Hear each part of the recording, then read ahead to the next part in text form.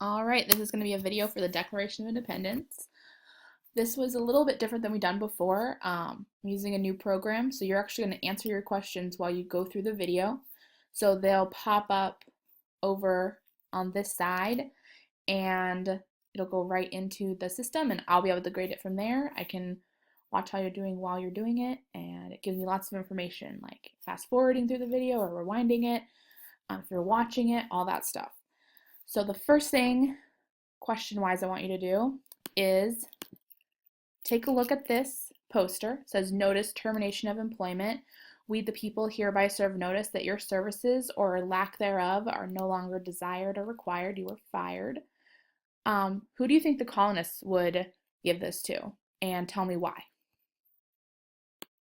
Okay, what we're going to be talking about is some history of the Declaration of Independence, the parts of it, and I'm really going to touch on some really important parts of it that you need to know.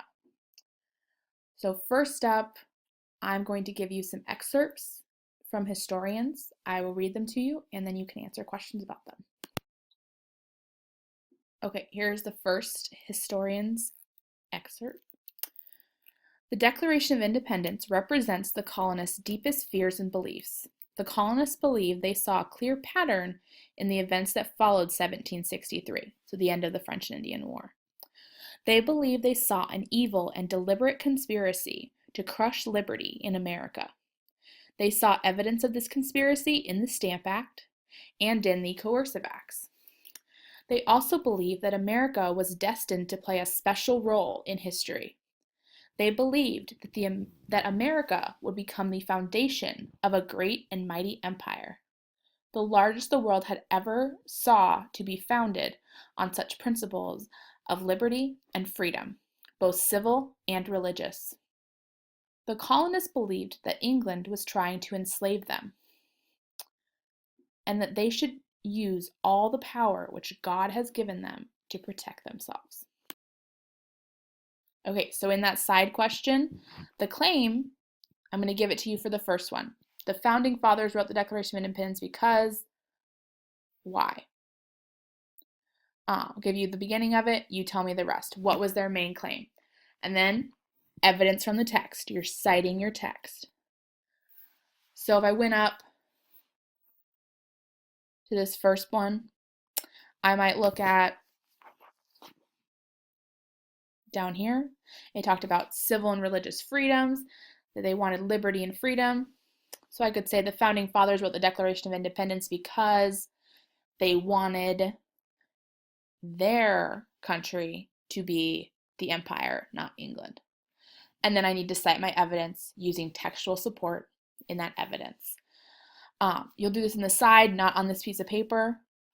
Right on the side, it'll let you write pretty much as much as you want. So in that side, make sure it's clear what claim you're making and the evidence that you're using. All right, and then the second one I want you to analyze. "It seemed clear to the educated upper-class colonists that something needed to be done to persuade the lower class to join the revolutionary cause, to direct their anger against England. The solution was to find language inspiring to all classes, specific enough in its listing of grievances to fill people with anger against the British, vague enough to avoid class conflict, and stirring enough to build patriotic feelings.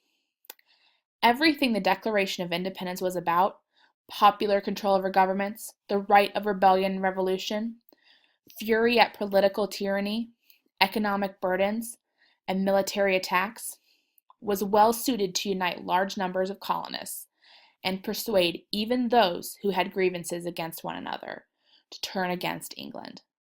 Some Americans were clearly omitted from those united by the Declaration of Independence: Indians, black slaves, and women." Again, what's the claim and what's the evidence? Historian 1 and Historian 2 have very different claims. Discuss that, give lots of evidence, not just one piece. We've been practicing it all year. You can do it. All right, now that we've looked at the history and kind of why they wrote it, here are the parts. Here's what they wrote when they wrote it. There are four main parts. The preamble, so the beginning, they talk about the natural rights citizens have, kind of justifying why they're writing this. And they list the grievances. They're saying why they want to be separate, why Britain was so bad. And then 4, the decision that we are going to be independent. We're not going to let that king apologize. We're breaking up. All right, one of the most important parts of the preamble, besides we the people, is a decent respect to the opinions of mankind requires that they should declare the causes which impel them to the separation. What they meant was you can't just decide to declare independence. You clearly have to state why, that it's not just something you take up lightly. So answer the question in the side about why would they want to make this clause in there? Why would they think to do that? And then you can move on.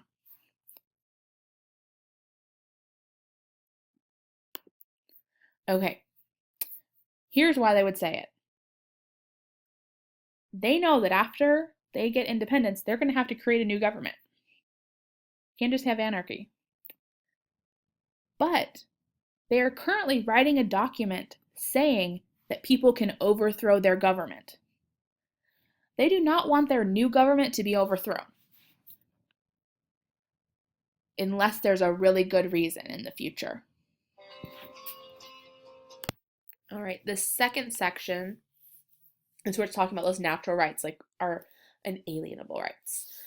And one of the phrases is all men are created equal. As you'll see in our cartoon down here, it says, we the white male landowners of the United States, and then this guy's saying it's too long. That's really the takeaway from this all men are created equal.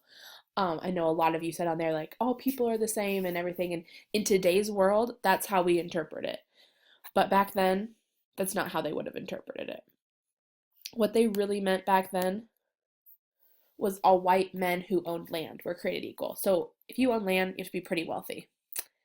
People who weren't equal, Native Americans, Indians, blacks or African Americans, poor whites, and women. That gendered term is very true at this point. These issues of who's included is going to come up again when they write the Constitution. And we're going to see very similar outcomes. Here's why they said it. They didn't define anyone who wasn't a white male landowner as being a citizen. Different viewpoints for different time periods. In 2015, we can say that is so wrong. But back then, that was acceptable for their time period. We can't put our values on their lives. So make sure you answer questions in the side whenever they pop up. All right, another set of natural rights, life, liberty, and the pursuit of happiness. Life. It pretty much means you can live safely, be alive, and you can't be unjustly killed. An example of this is murder is a crime. Okay? Liberty.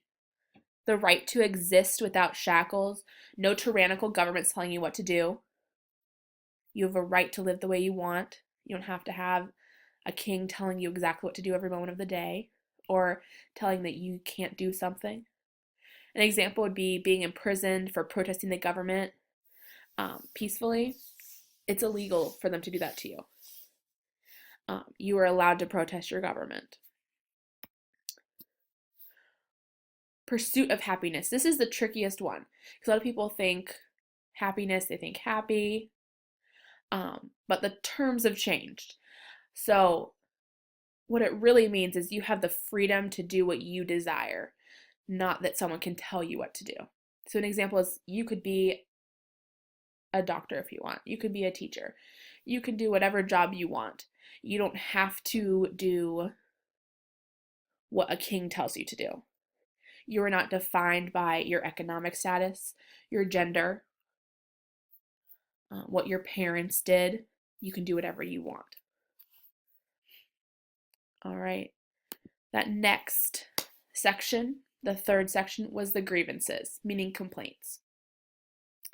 There are lots of complaints, 27 to be specific.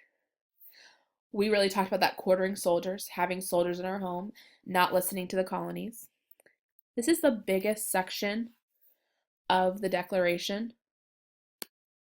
This part right here is mostly grievances. This little section is the natural rights, but most of it is grievances. That tells you the reason they wrote this. Finally, the resolution for independence. This is where they decide we are declaring independence and they sign it. A lot of times, like, oh, just sign your name. Signing this was dangerous.